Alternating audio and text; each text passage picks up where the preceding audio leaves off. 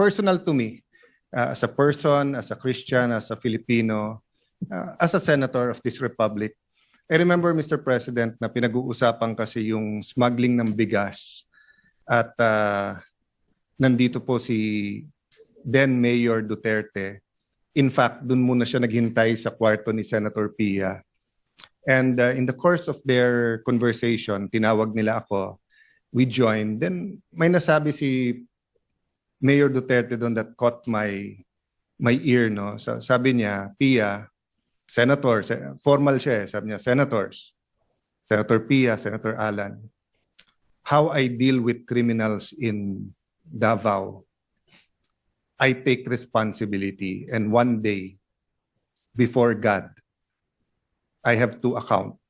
Not exact words, but basically ang sinasabi niya, nung na-elect siya, he has to take responsibility, and he knows there is an accounting. Few years later, September 29, 2015, hindi ko po makalimutan, lumipad po ako Davao. I asked him if he's running for president, and I asked him if I could join him. He took a piece of paper, he drew yung mga graduate ng PMA, police, and then pag nagiging colonel, nagiging militar, and then he started talking about corruption and how drugs corrupted the law enforcement, and then how it will spread sa judges, sa politicians, etc. No? Long story short, after that night, instead of asking him to run, sabi niya hindi siya tatakbo, or instead of asking him if I could run as his vice president, lumabas na lang sa bibig ko na if you run, I will be for you. If you choose me, I will campaign with you. If you don't choose me, I am now committed to you. And as we say, the rest is history. There's a lot of things that we have to account for. There's a lot of truths that have to be uncovered on the part of those who are pro-Duterte. There's a firm belief that it was to protect the human rights of all Filipinos, especially against the menace of drugs. On the side of some human rights activists, tingin nila this is some deranged maniac who just wants to kill everyone. So, yun yung extremes. But I remember, I think a year, 2 years ago, I met a pastor, nagkukwentuhan kami. Then he said a prayer, then he told me, you know, Alan, God wants you to know that Duterte is not as good as how his supporters describe him to be. But he is also not as bad as how his detractors want him to be or describe him to be. The point is, Mr. President, we can go back and forth about history, but the wheels of justice is moving, whether here in the country or in the ICC. Having said that, I know 3 things. 1, you are presumed innocent until you're proven guilty. And all human rights activists will say, yung tunay ha, hindi yung nagkukunwari na human rights activist. Ang sasabihin po, yung humanitarian treatment. Meron po kasing nagsasabing human rights activist pero siya, bakit siya? Hindi niya binigyan ng due process at pinatay niya. I can't help but remember people like Rene Sagisag who stood tall here in the Senate na kahit anong baho nung kaso o nung issue, pagtingin niya dapat may magtanggol, pagtatanggol niya. Di ba? Kasi sabi niya, they deserve a lawyer. No matter how you think they're guilty, etc. So there are a lot of human rights activists we should and we can and we should pay tribute to. But my point is this, it is not against the tenets of human rights to allow any person, especially a former president of the country, to be under house arrest or to be under a country supervised under ICI, especially in the condition of President Duterte, who is 80 years old, who is, well, at least when he was brought there, was mentally strong. I don't really know how he is now. Pero, Mr. President, I mean, tayo, magkakasama tayo nung pandemic. You were Senate President, I was Speaker, Senate Majority Leader, was Majority Leader. Grabe po yung lungkot nung sa bahay opisina ka lang. We were still holding office, pero can you imagine how President Duterte is coping now? So I'll oversimplify the resolution, and I know members of the Senate, especially the minority, will also speak. No, most of us here served with President Duterte, regardless whether we're always in agreement, disagreement with him. I wasn't always in agreement with him. No, but having said that, Mr. President, ang appeal lang po is humanitarian treatment, and ang appeal po is that we do it as a country. So first step ang Senate, but I'll use this podium to appeal to Malacanang. Might disagree very much with the Dutertes now, with all his children or most of his children, with some of his grandchildren, with people who claim to be Duterte diehard supporters. But again, balik tayo sa humanitarian. Pag tinakpan natin yung pangalan o yung mukha niya, at ganun yung sitwasyon, tutulong ba tayo o hindi? Di ba? So, I was looking for something to read the other night. Nabuksan ko po yung isang libro saying, hindi bago nung sinabi ng Panginoon Jesucristo, love your enemies, pray for them, pray for people who prosecute you. Sabi sa Leviticus pa lang, nandun na yon. So I guess part of our struggle as a people is, how to deal with each other when we disagree politically. And again, hindi ko po binababa yung temperature. Human rights is important. All these issues should be threshed out, and it will be threshed out in the ICC. Di ba? May ICI ka na dito, may ICC ka doon. So, but one thing we don't want to do, is to see the former president suffer as if it is a punishment when he has not been convicted. So, Mr. President, this is not only for him, but it is for us as a nation.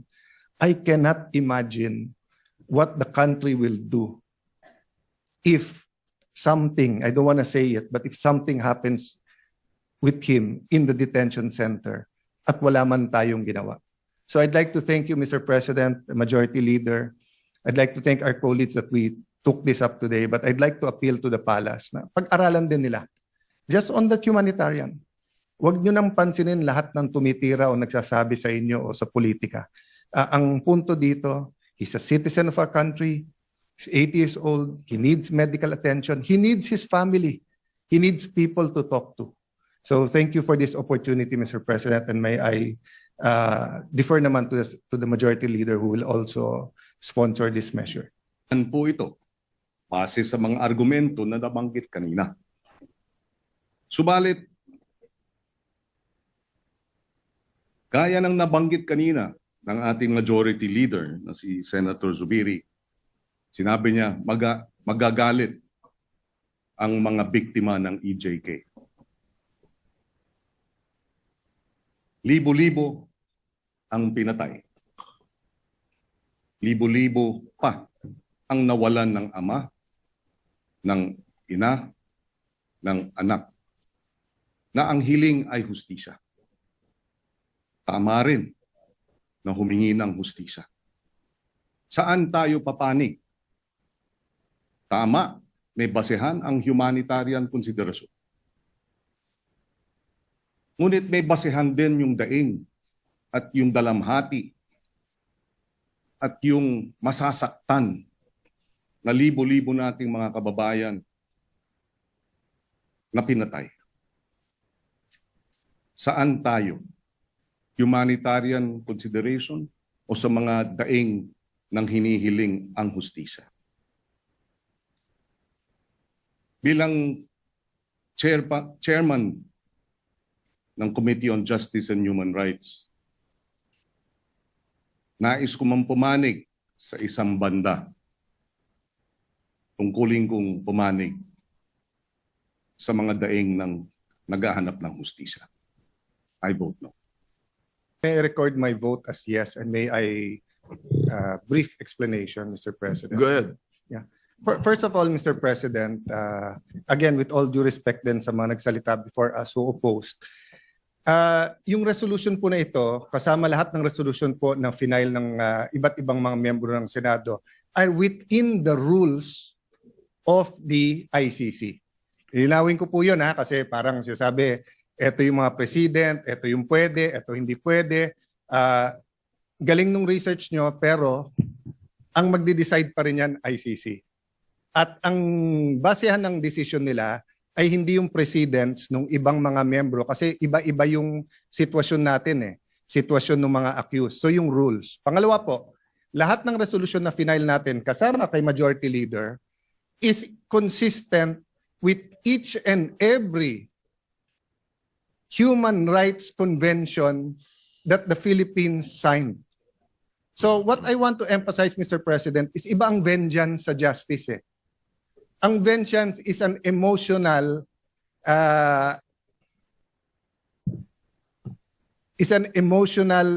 impulse of someone who is a victim of injustice. In Tagalog, gusto niyang gantihan. Ang justice, hustisya, ay well-defined sa international community, and I know that as a former Secretary of Foreign Affairs. At yan po ay nakatala sa ating konstitusyon, sa international conventions, sa human rights, etc., pati sa ICC. At pag ikaw ay hinuhusgahan pa lang o ikaw ay kinakasuhan pa lang, in fact, na-postpone yung yung confirmation of charges kasi tinitignan pa nga kung maiintindihan ng akusado yung i-accuse sa kanya. So, kasama lahat po dyan sa justice is hindi mo muna gagantihan siya habang siya ay innocent until proven guilty. Tignan niyo halimbawa si dating Senador Leila de Lima. Wag na yung ibang mga senador, di ba? Grabe din po ang akusasyon sa kanya, droga. Pero pumayag po lahat. Pati po ang pinakagalit sa kanya na out of humanitarian, meron siyang detention facility sa Kamkrame, no? At meron siyang cellphone at nakakapag-function pa rin siya dito. So lastly, Mr. President, I will not argue anymore whether the war on drugs was a maniac killing everyone or the war on drugs was precisely to protect the Filipinos, because replay na to Ilang beses na napaliwanag to, the facts, ilang beses na present sa international community at saka dito. Just one point, Mr. President. Nung tinignan natin yung dami na namatay nung Aquino administration, ay sing dami nung namatay nung first 2 years nung Duterte administration. Except that during the Aquino administration, through Senator De Lima, pinalitan nila yung definition ng EJK.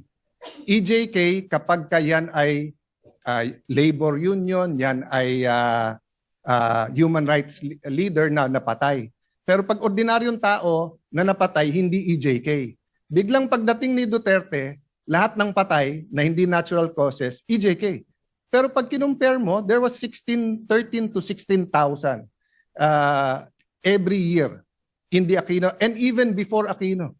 So again, Mr. President, we're not here to debate that.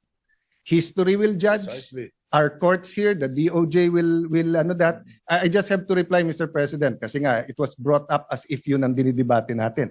Ang dinidebate natin humanitarian. Humanitarian ay walang pakialam sa feelings ng mga posibleng biktima. Kasi ang hustisya po ay bulag.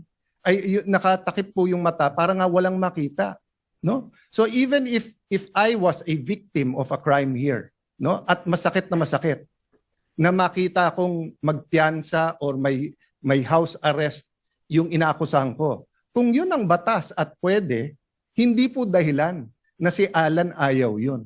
So I vote yes, Mr. President, and I thank our colleagues for putting this on the floor. Thank you, Mr. President. Next to sponsor the measure, Senator Robin Hood Padilla, Mr. President. Senator Robin Padilla is recognized. Maraming salamat po, Ginoong Pangulo, at sa ating pinunong mayorya. Una po sa lahat, gusto ko rin po magpasalamat sa mga senador na nagbigay po sa amin ng lakas loob upang ilapit po sa inyo itong usapin na ito. Alam niyo po, mga kasama, ang pagkakakilala ko po kay Tatay Digong, kaya po siya ay aking iniidolo. Ito pong taong ito ay matapang na tao. Nasa kanya po lahat ang katangian, parang isang katulad ko ay sumaludo. Pero dumadating po sa punto na ang isang tao ay tumatanda.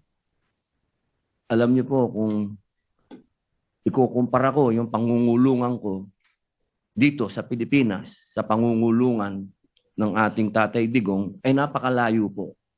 Sapagkat ang kulungan po natin ay hindi po parehas ng kulungan sa ibang bansa. Si Digong po ay nakakulong sa napakaliit na kwarto. May oras po para siya ay lumabas. Halos buong araw siya po ay nasa loob ng kwarto na yan, na meron lang pong maliit na butas kung saan po inaabot ang kanyang pagkain. Napakahirap po dahil dito po sa atin, sa amin sa Muntinlupa, ang tawag po namin doon Bartolina. Yun po ang itsura ng kinalalagyan ni Tatay Digong. Siya po ay nasa Bartolina. Wala po siya doon nakakausap, wala po siyang nakakakwentuhan, at higit sa lahat, napakahirap po para sa isang nangungulungan na sa ganong edad ay nag-iisa ka, wala pong nag-aasikaso sa iyo. Alam niyo po, ang aking mahal na ina, nung siya po ay nag-umpisa na nagkaroon ng mild dementia, siya po ay 80 years old. Ang aking pong ina ngayon ay 89. Siya po ay may advanced dementia na. Kaya batid ko po kung ano ang hinagpis ng mga nagmamahal kay Tatay Digong. Kung paano po nakakalimot sa kanyang pangalan, nakakalimot sa pangalan ng mga anak niya, nakakalimot sa mga bagay na may kilalaman sa katawan niya, kung kailan siya dudumi, kung kailan siya iihi.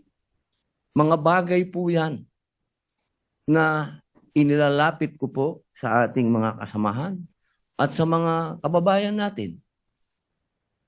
Kung sana po ay mapagbigyan ang aming kahilingan. Hindi naman po kami humihingi na siya po ay pakawalan. Ang hinihingi po namin, siya po ay maialis sa Bartolina. Iba po ang pangungulungan sa ibang bansa sa pangungulungan sa atin. Alam ko po, batid ko po, meron pong mga katulad niya na nakulong dito sa bayan natin. Na mga politiko na nakulong dito sa bayan natin. Pero iba po na hindi ka nakakulong sa sarili mong bayan.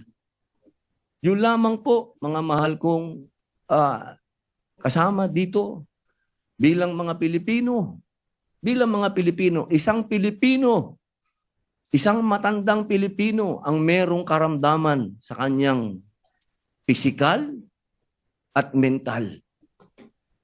Siguro po sa ating mga ugaling revolusyonaryo sa pagkakataong ito, kailangan tayong bumangon at sagipin natin ang ating kababayan. Yun lamang po, maraming salamat.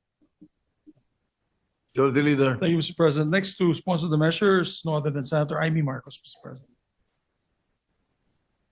Mr. President, Majority Leader, may I co-sponsor the pending resolution and herewith enter into the records portions of the September 11 defense request for an indefinite adjournment, in particular paragraphs 3, 4, and 7, to wit, all of the medical information collated leads to an overwhelming conclusion that Mr. Duterte suffers from significant cognitive deficiencies that affect his memory, his daily executive functioning, his visual constructive abilities, and his orientation to place and time. This is concluded simultaneously by a neuropsychologist instructed by the medical officer of the ICC Detention Center at the specific request of the registrar. And for this reason, the medical data presented to the pretrial chamber is neither partisan nor self-serving. For the reasons cited above, therefore, I seek your kind humanitarian consideration and a sense of judicial mercy, and urge that we plead for house arrest. Thank you. Thank you, Mr. President. Mr. President, Yes, Majority Leader. next to sponsor, Senator Jinggoy Ejercito Estrada. Mr. President. Senator Jingo Estrada is recognized. Thank you, Mr. President. Mr. President, I would like to associate myself with the sponsorship speeches of our colleagues and express my full support on proposed Senate Resolution number 144, expressing the sense of this chamber to request the International Criminal Court to hold former President Duterte under house arrest rather than in a detention facility, to uphold the principles of humanity, irrespective of political interest or other gains. Ginong Pangulo, hindi may kakaila na si dating Pangulong Duterte sa kabila ng mga kontrobersiyang bumabalot sa kanyang administrasyon ay naglingkod sa bayan sa loob ng maraming taon bilang mayor, vice mayor, congressman at bilang ika-16 na pangulo ng ating bansa. Naunawaan ko na may iba't ibang pananaw ang bawat isa sa atin dito hinggil sa naging pamumuno ng dating pangulo. Gayunpaman, hinihingi ng pagkakataon ang habag at pagpapairal ng konsiderasyon sa lumalalang kalagayan ng kanyang kalusugan. Likas sa ating mga Pilipino ang mataas na pagpapahalaga at paggalang sa mga nakakatanda. Sila na mga tagapag-ingat ng karunungan, kasaysayan at tradisyon ng ating pamilya. At gaya ng karamihan na nasa dapit hapon na ng kanilang buhay sa edad na 80 anyos, hindi na siya ang leader na kinamulatan natin ilang taon na nakaraan, matatag sa likod ng pulpito ng kapangyarihan. Bagkus, isa na siya ngayon na ordinaryong ama, lolo at kapwa mamamayan na humaharap sa pinakamabigat na hamon ng kanyang buhay, na higit pang pinabigat ng katandaan at karamdaman. Kaya't hinihiling ko sa aking mga kasamahan, ilang mga senador ng sambayan ng Pilipino.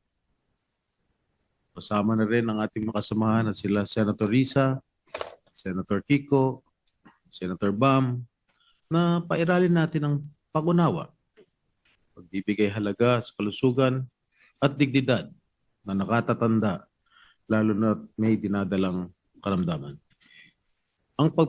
Ang pagpapasyang ito ay hindi nangangahulugan ng paglimot o pag-absuelto sa mga ipinupukol sa dating Pangulo.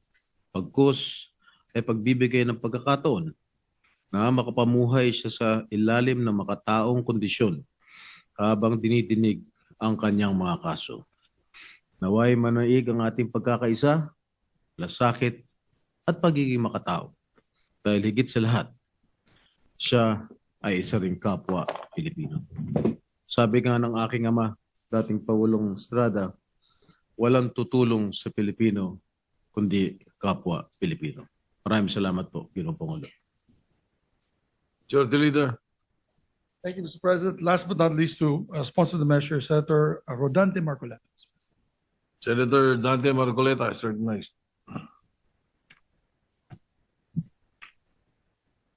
Mr. President, distinguished colleagues, I rise today to co-sponsor proposed resolution number 144, urging the International Criminal Court to hold former President Rodrigo Duterte under house arrest. Nais ko pong linawin na tayo ay hindi humihingi ng kalayaan mula sa proseso.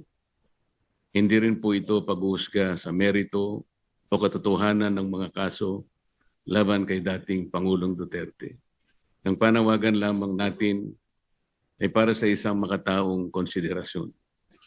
That he be allowed to be placed under house arrest given his age and frail medical condition. Mr. President, justice must never be devoid of compassion. Accountability may be demanded, trials may proceed, but at no point should our humanity be surrendered. If the ICC truly claims to uphold the dignity of every human person, then it must not deny this humanitarian plea. Thank you, Mr. President.